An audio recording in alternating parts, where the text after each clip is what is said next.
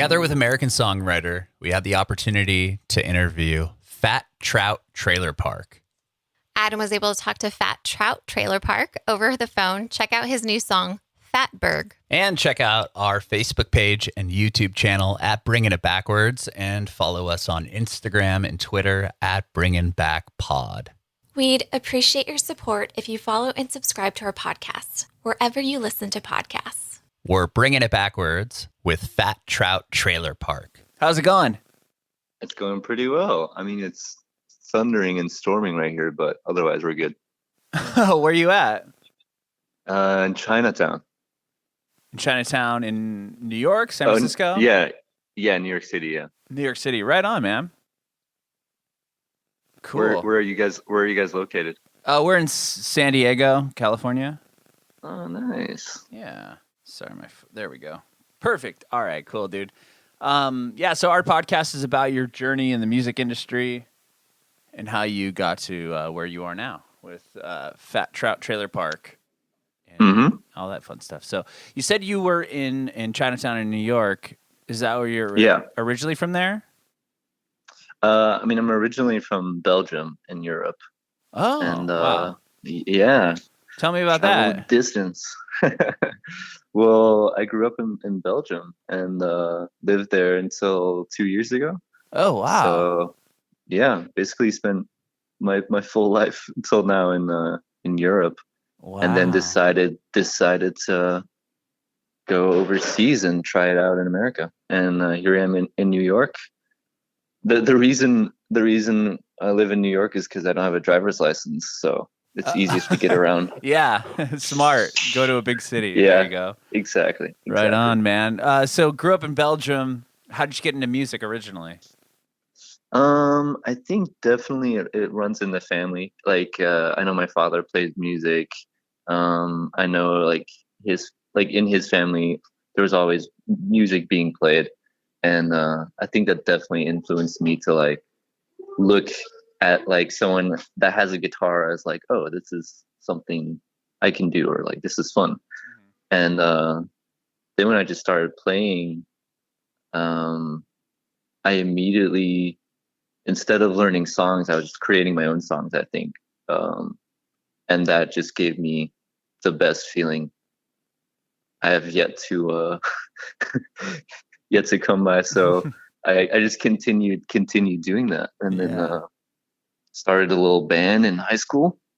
Cool. And kind of did the whole, struggling beginning band thing, and kind of saw the industry from the inside, and kind of got a experience for performing live and all that stuff. And now I'm here, and wow, doing it here. Yeah. So you said your dad he played what, guitar or something?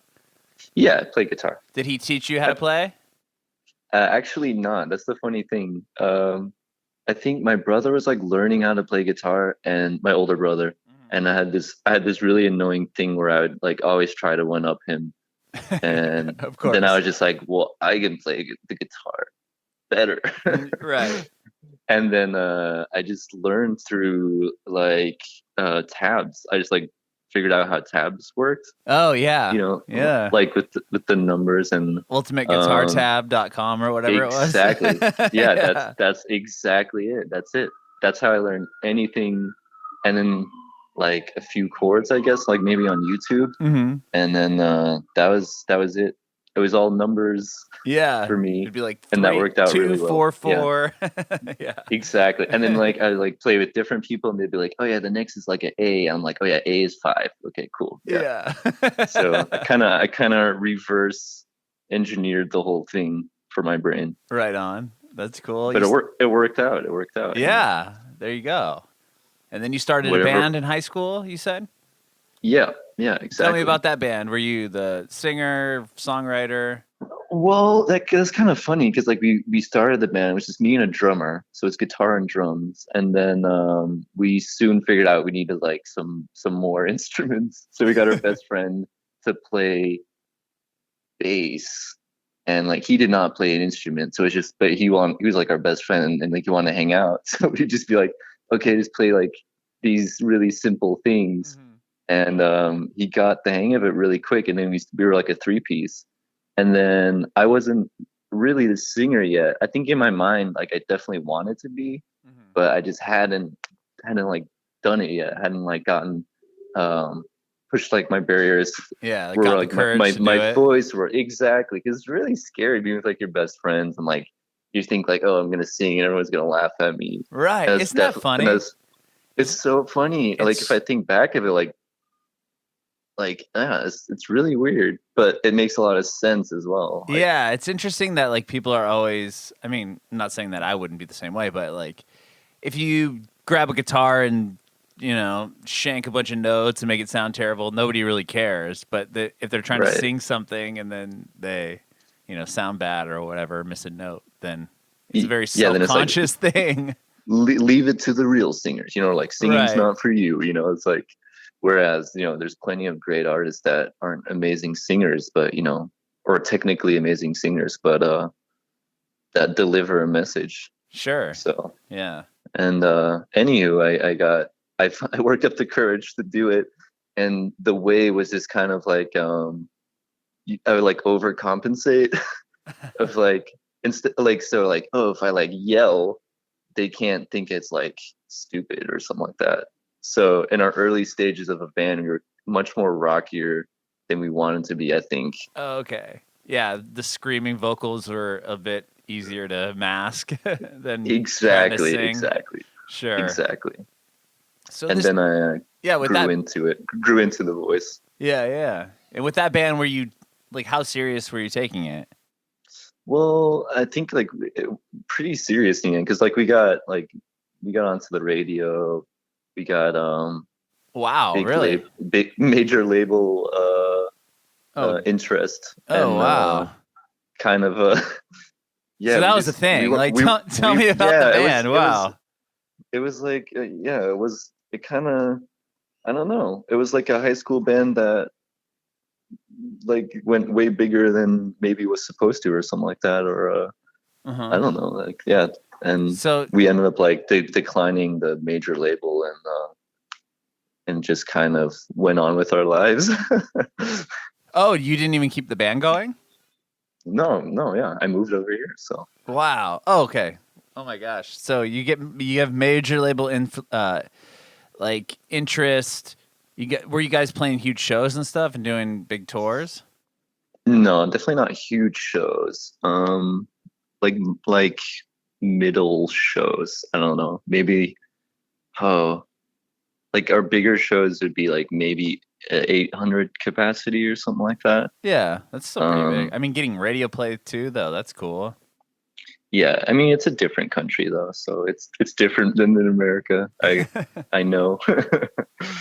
So what made you decide to come here to America after that band kind of? Yeah, I think definitely the limitations of a small country became really prevalent. Like, even so, I think it was because like we had major label interest. We were like talking to these labels, and I kind of like saw like on the inside, like, these labels don't really do much for you at all. in this modern era, of music streaming and all this stuff. And I was just kind of like, well, you had to go the major label route to like do anything, basically, to succeed, because there just wasn't a big enough market for like more niche things. And I felt like in America, it's just like a way bigger country, way bigger audience, and especially like a city like New York already has more people than the country Belgium itself, so just being able to reach out to more people, or to connect with more people. Did you have like a connection in New York, or no? The driver's license was the only thing, the only draw. Yeah, there was. I recommend to anybody moving to any city to have a connection. Me and my girlfriend moved together. Luckily, we weren't complete. I mean, besides the two of us, we were completely alone. We moved here, no idea what we were doing at all. Oh my gosh! How'd you navigate? That's crazy. Yeah, it is crazy kind of looking backwards. I mean, back on it. Yeah, it was really difficult, I guess. It's kind of like the way New York also works is kind of like you meet someone and then they know someone and they know someone and then you end up just like doing it kind of. Mm-hmm. But Just through it's kind of networking.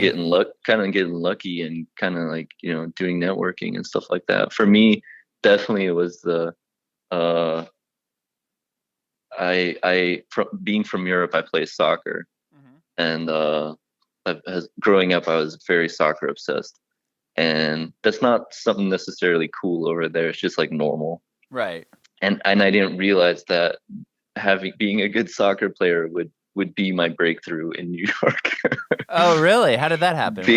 Because like so in America, soccer is kind of like a hipster sport. Like Oh, it's kind of yeah. like this. Oh yeah, it's like this European thing or whatever. Yeah, it's kind And of. It's definitely not one of the bigger, bigger sports here. yeah, so I just got involved with this team, um, like this team full of musicians and graphic designers and stuff like that, and met a lot of people through that. So definitely really grateful for that opportunity.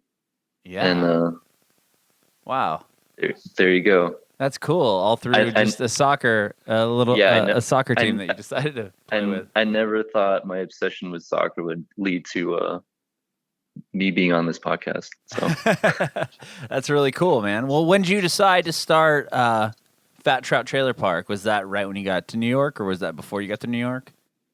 So basically, when we quit the band back in Belgium, I was like already writing new songs, and I had these two songs that I felt fit really good together, and that were kind of like the style that I wanted to go to, as like a next project.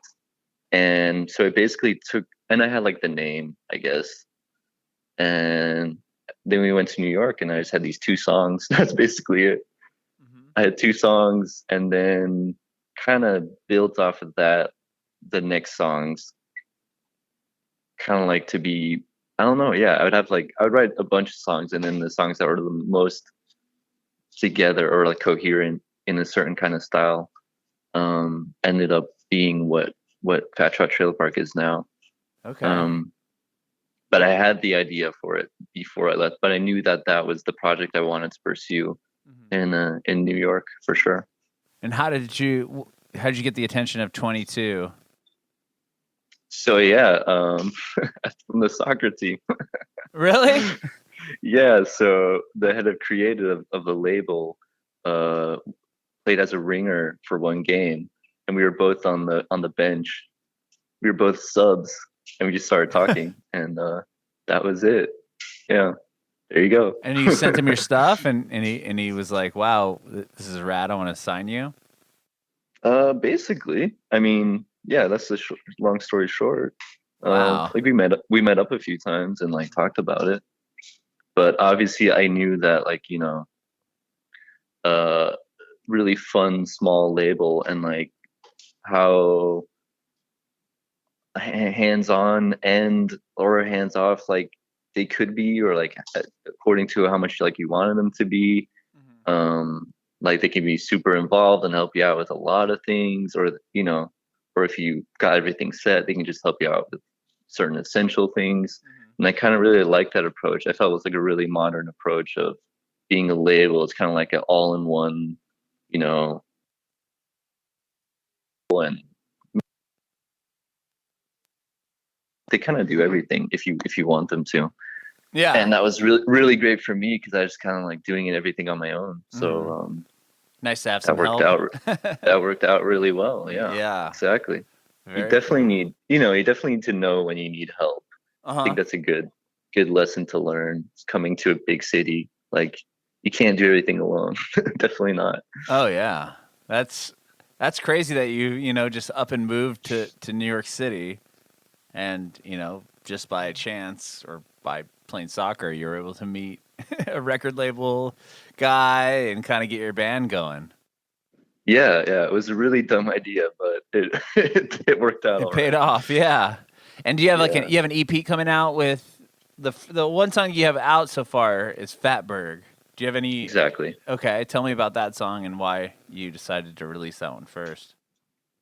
Well, we decided to release that one first because it kind of was like the sonically, it kind of had like all the aspects of the sound of Fat Trout Trailer Park in it.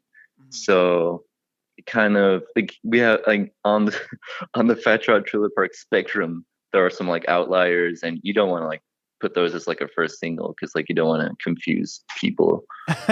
So it was kind of like a good introduction song to what the sound is going to be like, and it's like a fairly energetic song, so it's like a good first single, I guess.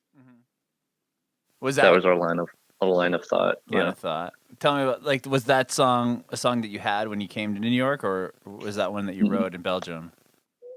No, I wrote that one in New York. Yeah. So four tracks off the EP I wrote since being in New York, and Fatberg definitely lyrically was really ins- I don't know, inspired, or living in New York affected like Influenced it. that song. Yeah, lyrically for sure. Um, just being so in such close contact to like a gigantic city and the mechanisms of a gigantic city, and faced with consumerism at the highest level Oh yeah. is it's an interesting, because living in a smaller place, all these things happen around the world, but like once you're there it's still very different, has a really different impact on you, or at least it did on me. So Sure. Yeah, I that mean, definitely impacted the song. and you moved when you how long have you been in New York for? So beginning 2019, Oh, yeah, okay. Wow. officially. So yeah, you've been here for like a year, and then the whole pandemic hit. That must have been pretty shocking, and to be in like the epicenter of Yeah, it. exactly. I feel like we've become um much more part of the city because of it, though. What do you mean by Um, that? bec- because we kind of like stuck it out. Like a lot of people left the city and like went back to wherever they're from, and kind of like everyone that like stayed kind of like united, or at least that feeling's there. And like we stuck it out, and of course attended a bunch of the protests going on, and just like a great sense of unity about the city. Um, and like like a lot of people helping a lot of people out during the pandemic, a lot of good energy. Yeah. So Did you have? Did you want to go back home for to be with your family during this, or it you? was a really difficult situation because it was kind of not, I mean, just the uncertainty of like, are we going to be able to come back to America was too strong. And Sure. also being with family wasn't like necessarily, I mean, that's one thing, but like you can video chat them, and Yeah. it's don't have to like give up, a large part of like your life just to do that, or so we kind of decided to play it safe and like not do anything too radical, and just kind of sit it out. And I think that was a good decision for sure. Yeah, and you were Yeah. able to get a music video out of it too, right? Yeah, exactly. Yeah. And tell me that about was your a that music was video. that was a pretty intense experience, I guess, because so we tried out some different ideas. The main idea was basically to have the camera like on this pole that's stuck to me, um, like with a harness, and I would be running around the city, and like it'd be like really shaky camera Like selfie effect. mode, kind of like a selfie stick. Yeah, kind of like a selfie stick. Yeah, and it's like stuck to you on a harness though, so you can like still you can use your hand still. Sure. And Okay. we first did it like running through an empty Times Square, and like running Wow. through these kind of like landmark NYC places. That must have But been a trip we, just to be there once that yeah, yeah, I like mean that. for sure. Like once it was like sort of safe to come out and like go to these places that were just completely empty, it was yeah, quite an experience. Quite it was really weird. Yeah. So you're running around the city. It definitely, yeah, it puts everything into perspective to see everything like that, you know. So we were running around the city, and then we kind of like felt like that would be too light. I mean, just like it was during the day, and we just decided let's do it during the night, and because it might suit this song better. And then we decided to do everything in this alleyway in Chinatown, and the intense part about it was often, like you can see in the video, there's like a lot of red and blue lights. So we had this light machine on top of the camera that had this function. You could do red and blue lights, but it looked to us and like to anybody walking by like it was a cop car. And it was like in the middle of the peak of the beginning or peak of the protests that are going on. Oh man. And it was kind of strange for sure. Yeah. Wow. And there was the curfew, so we had to, like, I live in Brooklyn and we were shooting in Chinatown. I had to get on the subway before it shut down, otherwise I wouldn't be able to get back. So that was I think most of the footage is from that night. So wow. Yeah, it's like totally like guerrilla style. Like it looks like you shot it with like a security camera. Or that's the idea. I mean, that was the idea. That was like, it's supposed to look like a security cam for sure. Yeah, it's rad. I dig it. Or Blair Witch Project or. Oh sure, like yeah, that. Blair Witch. Cool, man. So you have the EPs coming out. How many songs are on it, and is it all done? So yeah, it's all finished. It's all mixed and mastered. It's coming out October 7th. And there's gonna be 6 songs on it. Nice. And the next song is gonna be Gold, I believe, and that's definitely a personal favorite, I think. So Why the is next that? song, looking forward to releasing that one. Yeah, why is that one of your personal favorites? I think stylistically, I don't know. I just really like it. I like how that song came about. I think it just really flowed organically from one piece to the next one, and it had some synths in it, and I like when I get to insert a little electronica. Yeah. Cool. I was gonna ask you. So, were all these songs recorded in New York then? Oh yeah. So my recording setup is really super hi-fi. No, so I basically just have my guitar and pedals, and they go into this audio interface, and they're all just recorded at my desk. That's it. Really? So the whole EP was recorded at your desk? Basically, except for the drums, they were recorded in the living room of the space that I was living at. So, yeah. Wow. So the whole EP is all self-recorded, huh? It's all self-recorded, all self-produced, and then other people mixed it and mastered it, of course.